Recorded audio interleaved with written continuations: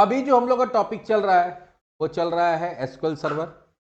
और इसमें हम लोग डिस्कस कर रहे थे स्टोर प्रोसीजर के बारे में, जहां हम बताए थे कि स्टोर प्रोसीजर क्या है। स्टोर्ड प्रोसीजर इसलिए बोलते हैं कि जहां पर आप एक प्रोसीजर बनाते हैं और डायरेक्टली डेटाबेस के अंदर ही कंपाइल उम्पाइल करके पार्स करके स्टोर कर देते हैं, जिससे फायदा ये होता है कि जब भी उस प्रोसीजर की जरूरत होता है आप एक छोटा सा नाम भेजते हैं और वो सर्वर के पास स्टोर होता है, सर्वर निकालता है अपने डेटाबेस से और उसको रन करा देता है। जैसे कि हमारा क्या होता है, एग्जीक्यूशन टाइम कम होता है, क्योंकि बार-बार उसको पार्स करना नहीं, बार-बार उसका एग्जीक्यूशन प्लान नहीं बनाना, बार-बार उसको कंपाइल नहीं करना।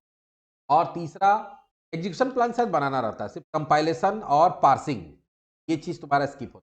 और तीसरा कि जो नेटवर्क से हम बड़ा क्वेरी भेजते हैं उसका जगह पे सिर्फ नाम भेजना होता है, तो इससे कोड। अब स्टोर प्रोसीजर होता है कितने तरह का, तो 2 तरह का होता है। यूजर डिफाइंड स्टोर प्रोसीजर, एक होता है, नाम से ही समझ में आ रहा है कि यूजर डिफाइंड स्टोर प्रोसीजर वो प्रोसीजर होता है जो यूजर या डेवलपर द्वारा बनाया जाता है अपने काम के लिए। और सिस्टम स्टोर प्रोसीजर उसको बोलते हैं जो एसक्यूएल सर्वर द्वारा पहले से बना बनाया आपको दिया गया। हम लोग बहुत सारा यूज भी किया है, अगर याद करोगे, underscore rename, underscore rename, SP underscore help text अभी हाल में ही देखे हम लोग। ये जो एसपी अंडरस्कोर वाला जितना भी हम लोग पहले से बना बनाया कमांड पढ़ते हैं, वो कमांड नहीं हो, क्या है, बना बनाया स्टोर प्रोसीजर। तो 2 तरह का स्टोर प्रोसीजर हो सकता है, define and system define. Database developer और database administrator build user defined store procedure. जो डेटाबेस डेवलपर है या जो डेटाबेस एडमिनिस्ट्रेटर है, वो जो प्रोसीजर बनाता है खुद से, अगर तुम लोग बनाओगे, जो हम लोग बनाएंगे, क्या होगा, यूजर डिफाइंड होगा, क्योंकि पहले से बना बनाया नहीं, हम लोग अभी बना रहे हैं, हम लोग यूजर है, एसक्यूएल का हम लोग बना रहे हैं। इस प्रोसीजर प्रोवाइड वन और more SQL statement for selecting from database table. Sir क्या हो सकता है, सर एक या एक से ज्यादा स्टेटमेंट हो सकता है जो या तो डेटा निकाल के दे रहा है, या इंसर्ट कर रहा, अपडेट कर रहा, डिलीट कर रहा, सब करके दिखाएंगे। A stored procedure is specified by the user except input parameter and output parameter. Just like function जैसा होता है, ऐसा भी स्टोर प्रोसीजर बना सकते हैं जिसमें हम कोई वैल्यू पास कर सकते हैं, या फिर हमको कोई वैल्यू रिटर्न कर सकता है, जैसे फंक्शन वाला वैल्यू पास करता है एज ए पैरामीटर, या वो हमको रिटर्न भी करता था। यहाँ पे जो पैरामीटर है वो हम लोग पास कर सकते हैं। पैरामीटर दोनों तरह का हो सकता है, और आउटपुट वो कैसे होगा जो आगे बताए। DDL and DML commands are used together in the user defined procedure. कोई प्रोसीजर है तो सर हम लोग DDL DML हर तरह का कमांड को कर सकते हैं, साथ में भी यूज कर सकते हैं। तो ऐसे होगा जब सिचुएशन आगे एग्जांपल बताएंगे तो दिखेगा। दूसरा, system store procedure. The server administrator task depend primarily on the system store procedure. Administrator होता है एसक्यूएल का, वो ज्यादातर इसका उपयोग करता है। When SQL server is installed it create system procedure. SQL install होता है, बहुत सारे स्टोर प्रोसीजर अपने आप बन जाता है। The system store procedure prevent the administrator from querying and database catalog। होता क्या है कि जो, देखो, एसक्यूएल सर्वर एक ऐसा सॉफ्टवेयर है जो अपना सॉफ्टवेयर का भी इंफॉर्मेशन बहुत सारा कहाँ रखता है, टेबल के फॉर्म में डेटाबेस में रखता है। मास्टर नाम का डेटाबेस होता है, अपने आप बना बनाया रहता है, 3-4 डेटाबेस पर हम कभी बता देंगे, जो डिफॉल्ट डेटाबेस, तो उसके अंदर बहुत सारा इंफॉर्मेशन स्टोर करके रखता है। डायरेक्टली टेबल में जाकर वो, अगर कोई मान लो एडमिनिस्ट्रेटर है, उसको सर्वर को कुछ कन्फिगर करना था, कुछ करना होगा, तो इन्फॉर्मेशन तुम डायरेक्टली टेबल में ना निकाल के तुम उसके प्रोसीजर के थ्रू काम कर सकते हो। तो ज्यादातर कौन यूज करते हो, administrator. Developer often ignore system procedure. तुम अगर डेटाबेस डेवलपर हो तो तुम्हारे वो कोई काम का चीज, काम का चीज होता है एडमिनिस्ट्रेटर का। अब बात है कि हम लोग इसको बनाएंगे कैसे। प्रोसीजर देखो, हम बोले 3 तरह का, अगर नॉर्मली देखो तो हो सकता है, एक होता है कि प्रोसीजर विदाउट पैरामीटर, कोई पैरामीटर नहीं। एक हो सकता है प्रोसीजर विथ इनपुट पैरामीटर, और एक हो सकता है procedure with input and output parameter, दोनों हो सकता है।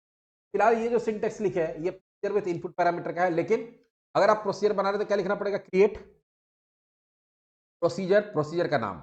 अगर पैरामीटर देना है तो यहाँ वेरिएबल बनाएंगे, नहीं देना तो नहीं बना, वो ऑप्शनल है, यहाँ पे दे दे है ऑप्शनल। ऑप्शनल को सिंटेक्स में दिखाने के लिए किस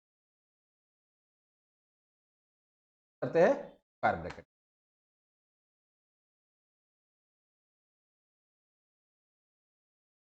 वो ऑप्शनल है। एज बिगिन, जितना भी एसक्यूएल स्टेटमेंट लिखना है इसके अंदर लिख के हम यहाँ क्या कर देंगे, एंड।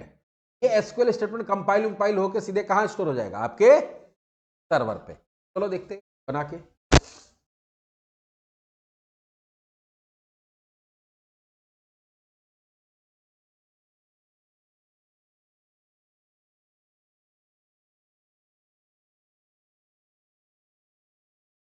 हमारे पास एक डेटा था शायद स्टूडेंट डीबी। स्टूडेंट डीबी में जाते हैं, टेबल्स में देखते हैं कौन कौन सा है। कोर्स है, इंप्लॉई है, मार्क्स और चलो पहले कोर्स में देखते हैं। सेलेक्ट एस्ट्रिक फ्रॉम कोर्स, ये है। स्टूडेंट में देखते हैं,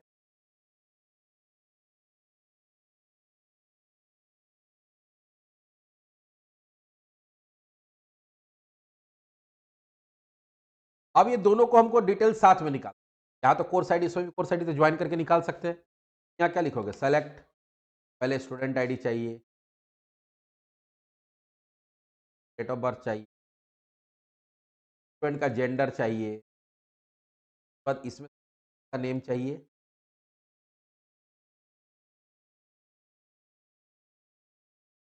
कोर्स का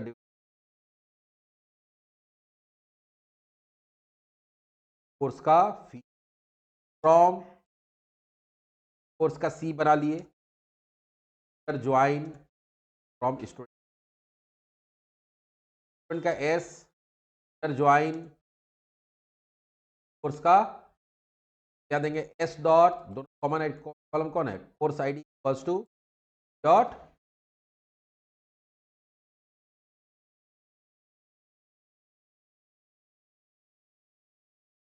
ऑन लिखना।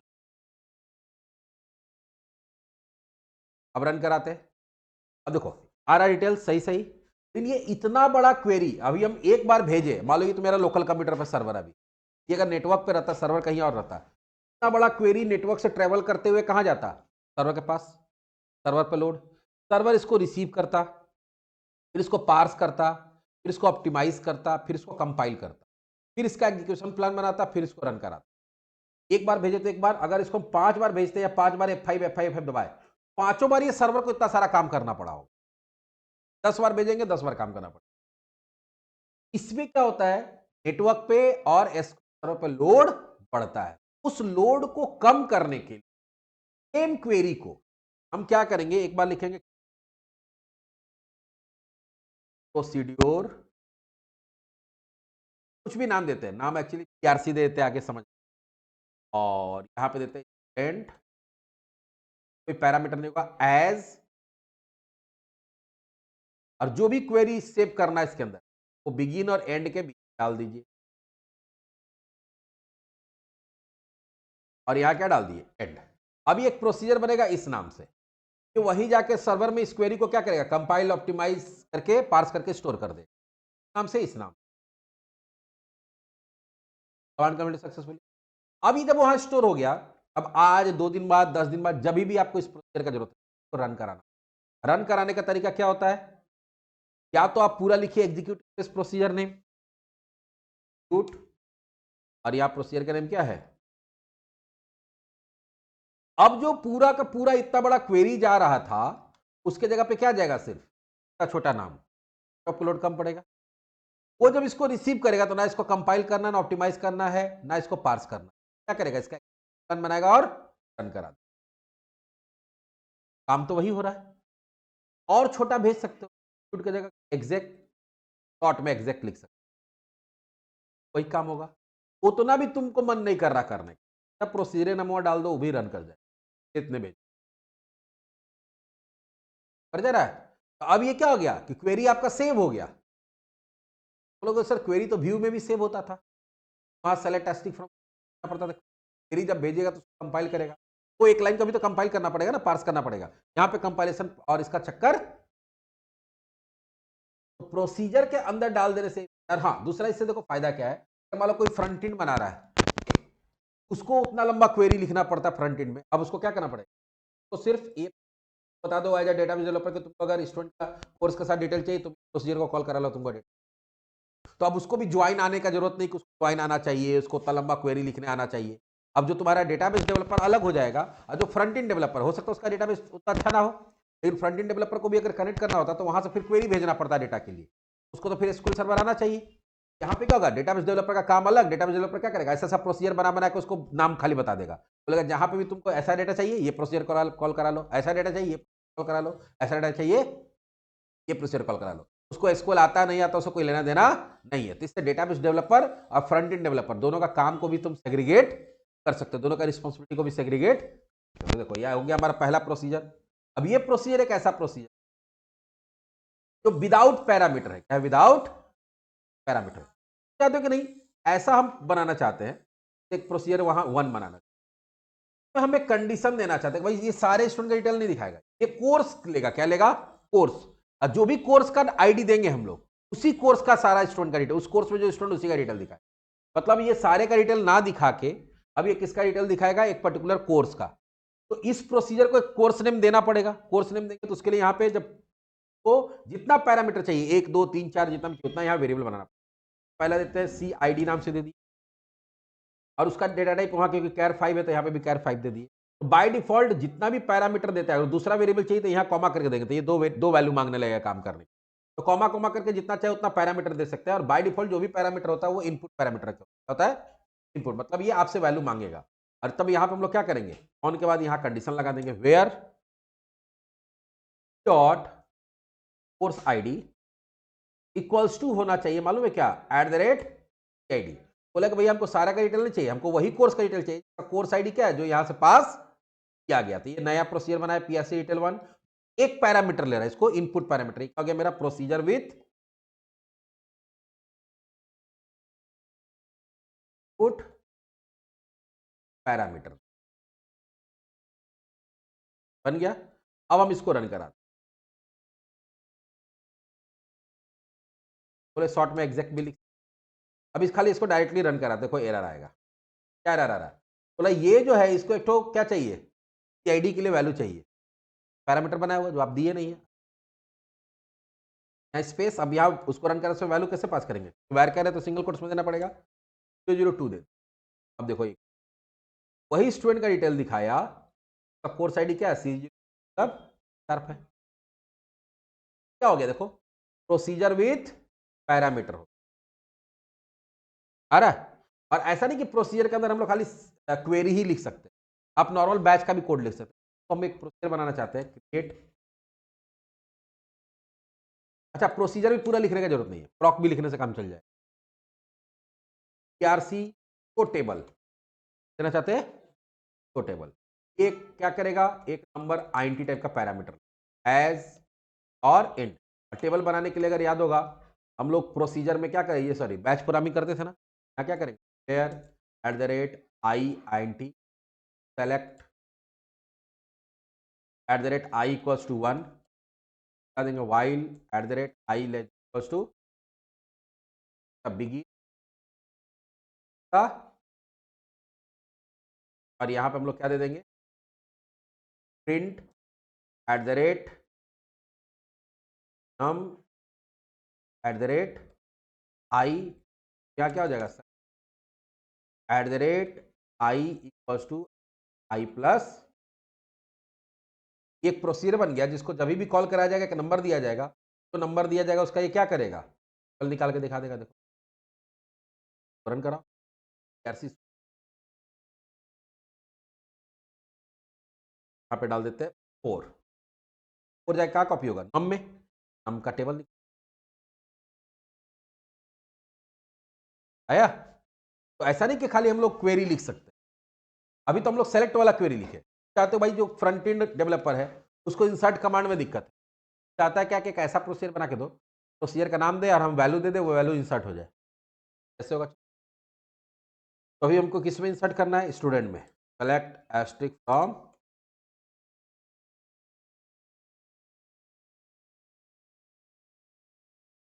आ गया। अब इसमें हमको इंसर्ट वाला प्रोसीजर बनाना था, आरसी एंड सर्ट कर दे। अब इसमें तो जितना वैल्यू उतना वैल्यू चाहिए, तो क्या करेंगे? पहले एस आई डी कैर 5, तो दूसरा किसके लिए चाहिए? नेम के लिए, एस नेम एस एन कर देते, शॉर्ट में ही लेते। पैर कैर जितना वैल्यू इस, हाँ हमको जितना वैल्यू चाहिए ना यहाँ पे, जो भी डेट STU जेंडर, पैरामीटर आपको यहाँ देना पड़ेगा। STU जेंडर इक्वल्स टू, तो पैर कैर हो जाए, पैर कैर 20, और कोर्स आईडी @id कैर जितना वैल्यू इंसर्ट करना उतना पैरामीटर यहाँ बनाना होगा, कि उतना वैल्यू लेके आएगा वहां से। एज, इन और एंड। इंसर्ट क्वेरी लिखेंगे, क्या लिखते हैं, इंसर्ट स्टूडेंट वैल्यूज। यहाँ सारा वैल्यू देना, तो वैल्यू तो मेरे पास है नहीं, जो इसका वेरिएबल है, तो पहला इस क्या पास करना है, स्टूडेंट आईडी। तो स्टूडेंट वेरिएबल क्या है, तो एस आई डी में वैल्यू भेजा जाएगा, वही यहाँ पे आ जाएगा। दूसरा एट द रेट जो एस एन में वैल्यू भेजा जाएगा वो नेम में चला जाएगा वाले जगह पे। एट द रेट डीओबी में जो भेजा जाएगा वो डीओबी में चला जाएगा। एट द रेट एन में जो भेजा गया है,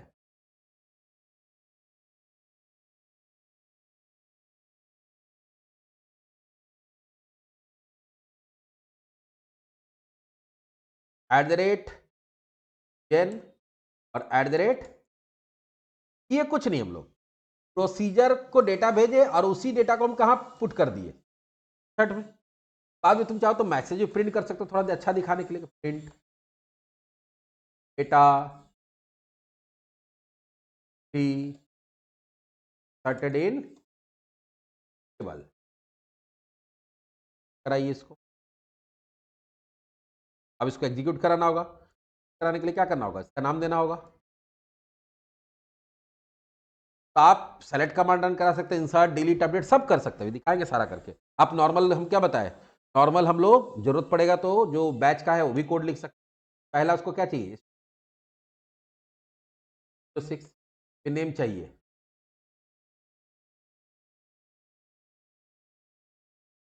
क्या चाहिए, date of birth.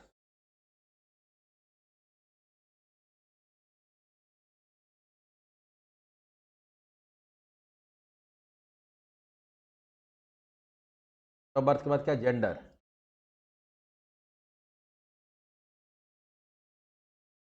Course ID.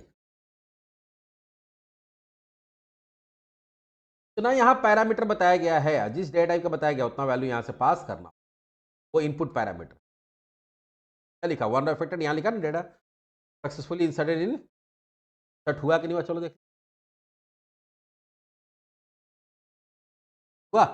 तब अगला कोई इंसर्ट क्वेरी आए चाहे ना आए, वो ऐसा वहां पे कोड लिखेगा कि ये इस कॉल करा ना, इतना वैल्यू हमको पास करना, वो वैल्यू पास कर दिए, यहाँ इंसर्ट हो गया। इंसर्ट क्वेरी लिखना है कि टेबल का नाम क्या है, उसको कोई मतलब, वो प्रोसीजर का नाम लिखा और सामने वैल्यू दे दिया, काम खत्म। इसी तरह से तुम डिलीट वाला भी कर सकते हो, कि हम ऐसा कोई प्रोसीजर बनाना चाहते हैं जो तुमसे क्या लेगा, आईडी लेगा, स्टूडेंट आईडी, उसको डिलीट कर देगा। इट आरसी एक आईडी चाहिए, कैर 5 टाइप, एज, इन और एड। डिलीट क्वेरी लिखना होगा,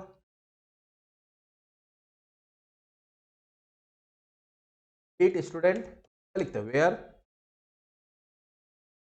S T U I D है plus two at the rate, तो भी स्टूडेंट आईडी आएगा, ये इसका वैल्यू यहाँ आ जाएगा, क्या करेगा, डिलीट कर देगा।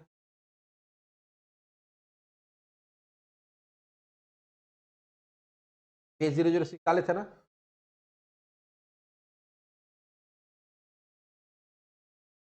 S006, यहाँ पे एक ही पैरामीटर मांग रहा है, पैरामीटर यहाँ लिखा, वन अफेक्टेड लिखा है कि गया,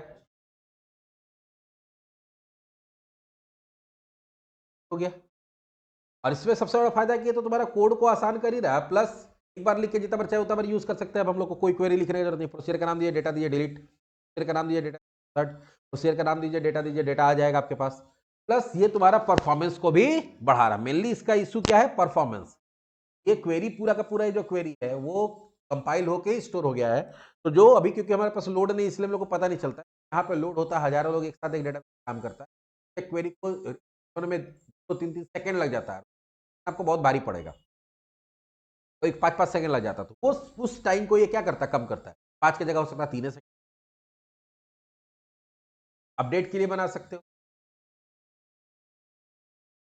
हम अपडेट नेम बनाना चाहते हैं, एक ऐसा पैरामीटर बनाए, एक स्टूडेंट आईडी ले और एक नाम ले, और उस स्टूडेंट आईडी का वही नाम सेट कर दे, पुराना नाम हटा,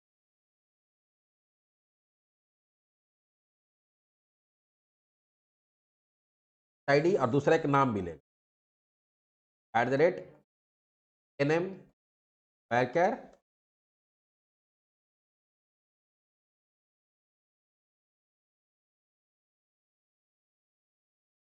क्या लिखते हैं, अपडेट टेबल नेम। सेट क्या चेंज करना है, name, STU name to at the rate NM में जो वैल्यू आया है वो चेंज होना चाहिए। इसका एसटीयू आईडी क्या है, एट द रेट आईडी। जो भी आईडी पास करोगे उसी का आईडी, क्या उसी आईडी को सर्च करेगा और उसका जो नाम होगा उसमें वही नाम डाल देगा जो यहां डाले हैं।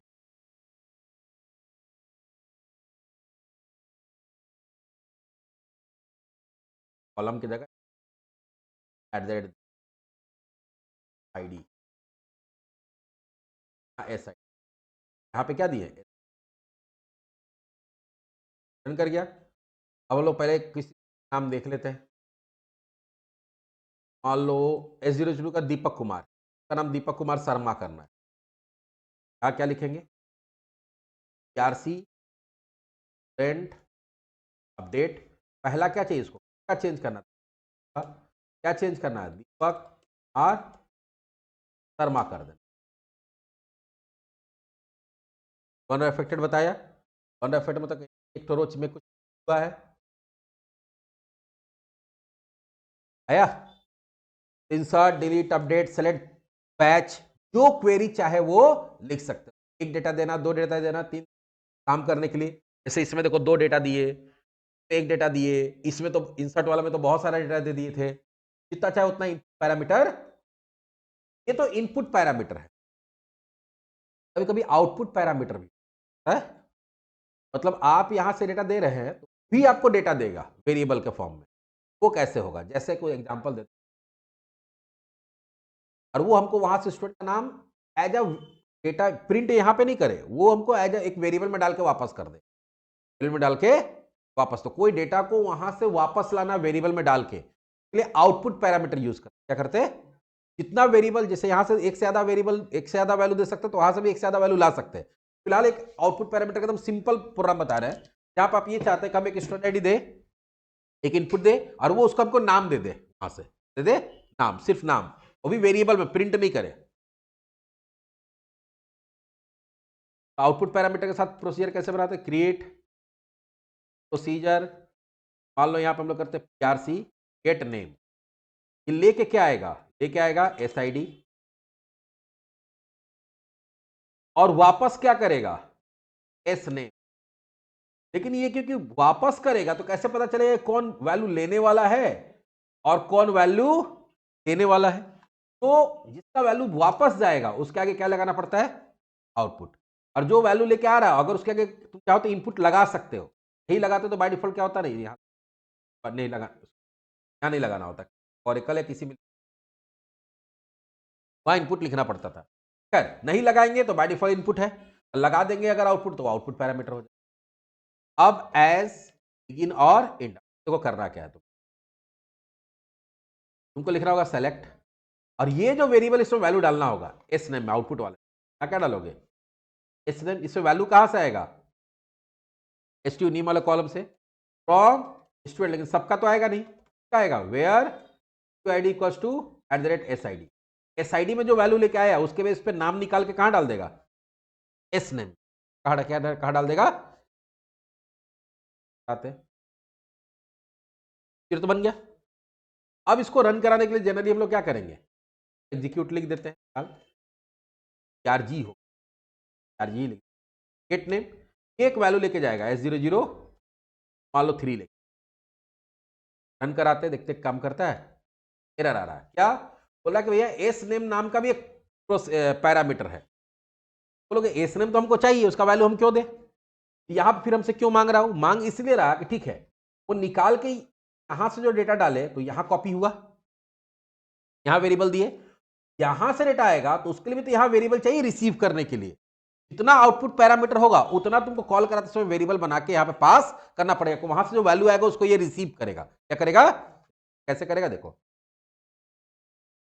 यहां पर हम लोग करेंगे एक वेरिएबल बनाएंगे पहले। जब भी अगर कोई ऐसा प्रोसीजर यूज करे इसमें आउटपुट पैरामीटर है तो आउटपुट पैरामीटर के वैल्यू को स्टोर करने के लिए यहाँ पे उसी डेटा टाइप का वेरिएबल बनाना पड़ता है। एट द रेट मान लो नेम नाम से बना दिए, वायर 100, उसका भी डेटा टाइप सेम रख, और यहां पे अब तुम क्या करोगे, एट द रेट, खाली नेम देने से नहीं होगा, अब बताना पड़ेगा कि इसमें आउटपुट आएगा। ठीक है, अब देखो रन करा, एरर आ रहा था, अभी रन करके आउटपुट आया, नहीं, क्यों नहीं आया?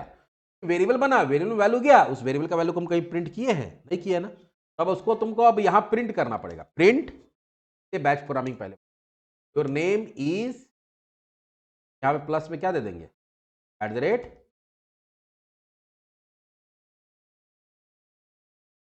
अब इसका काम कैसे हो आया, योर नेम इज, यहां से S003 लेके गया, यहां डाला, फिर S003 का नाम निकाल के नेम में, एस नेम में डाला, और एस नेम से लाके कहां कॉपी हुआ, नेम में। फिर नेम को हम लोग क्या कर रहे हैं, एक डेटा निकाले, ऐसे हम बहुत सारा डेटा भी निकाल सकते हैं। तुमको कोई बोलेगा नहीं खाली नाम ही नहीं निकालना, तुमको उसका डेट ऑफ बर्थ भी निकालना। अब एक और चीज बता रहे कि अगर कोई बना बनाया, या तो तुम नया प्रोसीजर बना लो, या इसी में उसको ऐड करना चाहते हो। इसी प्रोसीजर में अगर आप कोई चेंजेस करना चाहते हो तो आपको क्या लिखना पड़ता है, अल्टर, और यहीं पे एक और आउटपुट पैरामीटर बना लेंगे, जो भी डेट, और इसके सामने क्या लिख दिए, आउटपुट, क्योंकि हमको डेट ऑफ बर्थ भी चाहिए। अब उसको डेट ऑफ बर्थ को भी तुमको डालना होगा, जो भी इक्वल्स टू कहां से आएगा, टू जो भी से, दोनों वेरिएबल में आ गया। अब क्योंकि दो आउटपुट पैरामीटर है, तो यहां पे उसको रिसीव करने के लिए भी क्या करना पड़ेगा, दो वेरिएबल बनाना पड़ेगा ना, डेट, फिर यहां कॉमा देंगे, फिर क्या देंगे, जो भी, यहां क्या दे देंगे, डेट। एक से ज्यादा इनपुट पैरामीटर हो सकता है, वैसे एक से ज्यादा आउटपुट पैरामीटर भी हो सकता है। बस आपको ध्यान यह देना है वो आउटपुट पैरामीटर को अंदर में कहीं ना कहीं उसमें कोई वैल्यू डालना पड़े, आउटपुट। अब उसको भी तुम प्रिंट कर सकते हो, प्रिंट योर डी इज, अब यहां वही होगा, कन्वर्ट करना पड़ेगा क्योंकि डी ऐड होगा नहीं।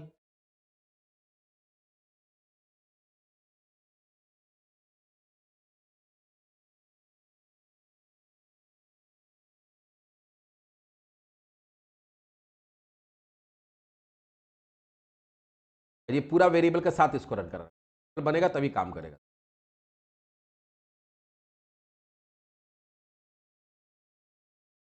अल्टर कर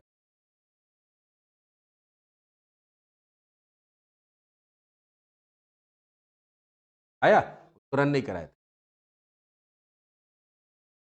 आ रहा है। जैसे हम यहां से वैल्यू भेजते हैं, वो इनपुट पैरामीटर में जाता है जिसका आगे कुछ नहीं लिखा हुआ है, और वहां से जो वैल्यू आता है वो आउटपुट पैरामीटर के थ्रू है। अगर आउटपुट पैरामीटर आप प्रोसीजर बनाते समय दे रहे हैं, जितना आउटपुट पैरामीटर दे रहे हैं उतना प्रोसीजर को रन करने से पहले उतना वेरिएबल उसी डेटा टाइप को आपको यहाँ बनाना होगा, और जो इनपुट पैरामीटर दे रहे हैं उसके बाद आउटपुट पैरामीटर को यहाँ पे पास करना पड़ेगा, और आगे क्या लिखना पड़ेगा, आउटपुट, जो ये बताएगा कहां से वैल्यू नहीं आ रहा, वहां से वैल्यू यहां आ रहा है। एक और चीज होता है, अब बोलोगे सर इसमें भी तो इतना सारा लाइन हो गया, तो अब उसको कॉल कराने के लाइन हमको भेजना पड़ रहा है। यहां एक और कॉन्सेप्ट हो, calling procedure from another procedure, ये तो 4 लाइन हो गया। एक लाइन का क्वेरी के लिए हम 4 लाइन भेज रहे, तो फिर फायदा क्या हुआ हमको, क्या करो, क्रिएट प्रोसीजर, बैठिए बैठिए, प्रोसीजर PRC एग्जीक्यूट बात दे, और इसमें कोई पैरामीटर नहीं, पैरामीटर इसमें यहां पे लिखे क्रिएट प्रोसीजर, प्रोसीजर एग्जीक्यूट, लेकिन इसको भी तो अब यहां पे देखो क्या देना था, अगर हम इसको इसके अंदर डाल देंगे तो हमेशा तो इसी का डेटा देगा। अब देखो इसमें प्रॉब्लम क्या है, अगर हम इसको पूरे कोड को उसमें डाल देते यहां तो हमेशा S003 ही जाएगा ना, हमको तो इसको फ्लेक्सिबल रखना है, और अगर हम इसको कॉल करेंगे तो ये कोड रन कर देगा, यहां से हमेशा यही जाएगा, तो इसको भी एक इनपुट पैरामीटर देना पड़ेगा, @SID_char5, और यहां लिखेंगे एज इन, और ये पूरे कोड को कहां डाल देंगे, के अंदर, और यहां पे डायरेक्ट डेटा डाला गया, इसकी जगह क्या डाल देंगे, SID। तो जो तुम इसको कॉल करते समय SID दोगे, वही SID किसको पास हो जाएगा, इसको, और वहां से वो 2 वैल्यू लाके इसको प्रिंट कर, और यहां पे हम लोग क्या कर देंगे, अब एंड। अब देखो एक प्रोसीजर को दूसरे प्रोसीजर से कॉल कराया, calling one procedure from another procedure, तो रन कराते हैं हम लोग, कंपाइल कर गया, रन कर गया। अब ये कोड भी वहीं से स्टोर हो गया, ये कोड भी कहां स्टोर हो गया, सर्वर पे। अब आपको क्या करना है, PRC एग्जीक्यूट, और यहां पे दीजिए S001। अभी भी तुमको जब भी इसको कॉल कराना होगा तो बार बार अभी वेरिएबल बनाने वगैरह का झमेला नहीं है। देखो आया, तुम दे रहे हो एक को, अब वो फिर किसको पास कर दे रहा है? दूसरे को। देखो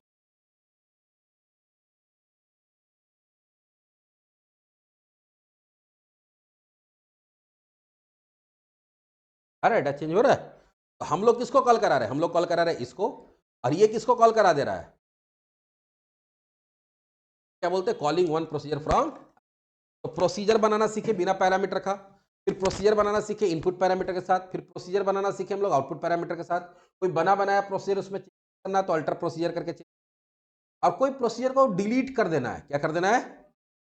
जैसे क्रिएट होता है, अल्टर होता है, वैसे क्या होता है? ड्रॉप होता है ना। डेटाबेस ड्रॉप करने के लिए तो कोई भी चीज को ड्रॉप करना है, इंडेक्स ड्रॉप करने सीखे हम लोग, डेटाबेस ड्रॉप करने सीखे, टेबल ड्रॉप करने सीखे, कॉन्स्टेंट ड्रॉप करने सीखे। कोई भी चीज को डिलीट करना तो वहां क्या करेंगे? ड्रॉप। अगला जो चीज होगा, देखो यहाँ पे हम जो बनाए हुए हैं वो है ड्रॉप करना। ड्रॉप करने के लिए क्या होता है? सीधा लिखना होता है ड्रॉप प्रोसीड्योर, स्मॉल कैपिटल कैसे,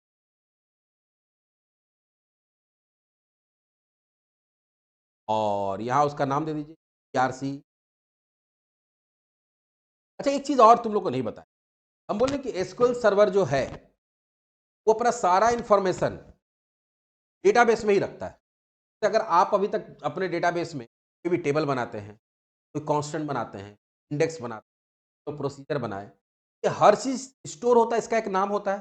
तो मेरे डेटाबेस में क्या क्या बना हुआ है, अगर वो पता करना है, क्या करना पड़ेगा? तो हर डेटाबेस के अंदर एक टेबल होता है, सिस्टम।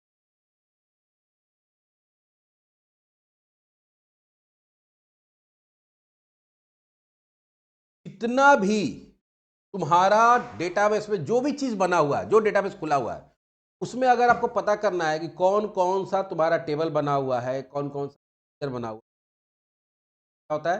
फैंटास्टिक अपडेट करिए। यहाँ पे देखो एक एक्स टाइप नाम का कॉलम होता है, जैसे एस है, ये सब सिस्टम टेबल है जो पहले से बना बनाया, डेटाबेस बनता तो अपने आप ये सब टेबल बन जाता। एस हो गया।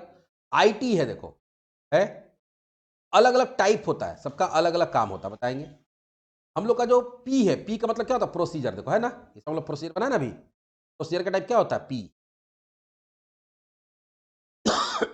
ट्रिगर का टी रहता है, इंडेक्स रहता है तो वहां पे आईडीएक्स रहता है। तो मान लो कि तुमको पता करना है, अच्छा टेबल भी होता है, हम लोग जो टेबल बनाते हो क्या होता है? टाइप क्या होता है? मान लो कि तुमको खुद से, ये सब देखो हम पहले बोले कि ये एडमिनिस्ट्रेटर यूज करता है, हमको पता करना है कि मेरे डेटाबेस में कौन कौन सा प्रोसीजर बना हुआ है। करना क्या? नहीं, select asterisk from sys objects where type equals to क्या दे देंगे? क्या दे देंगे? कोई प्रोसीड्योर बना हुआ सब आ जाए, बनाए ना हम लोग। अगर आपको पता करना कितना कितना मेरा टेबल बना हुआ है, क्या क्या कर देंगे? जो हम मेरे द्वारा यूजर टेबल है वो दिख जाएगा, कितना सिस्टम टेबल है एस। इतना सारा टेबल देखो, जैसे डेटाबेस बनता अपने आप बन, सर्वर खुद यूज करता है, हमारे काम का चीज ये सब भी तुम सीख। चलो तब हम लोग पहले पी कर लेते हैं, अब इसमें हम इसको डिलीट करते हैं, PRC ड्रॉप करते हैं। प्रोसीजर को ड्रॉप करने के लिए क्या कहते हैं? ड्रॉप प्योर और उसका नाम है। अब देखते हैं कम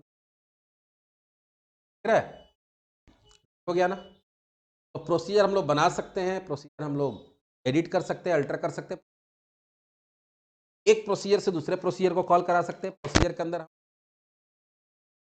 गेट क्वेरी, सेट क्वेरी लिख सकते हैं, अपडेट क्वेरी। प्रोसीजर के अंदर हम लोग इनपुट पैरामीटर दे सकते हैं, के अंदर हम लोग आउटपुट पैरामीटर वाला कैसे यूज, आउटपुट वाला कैसे यूज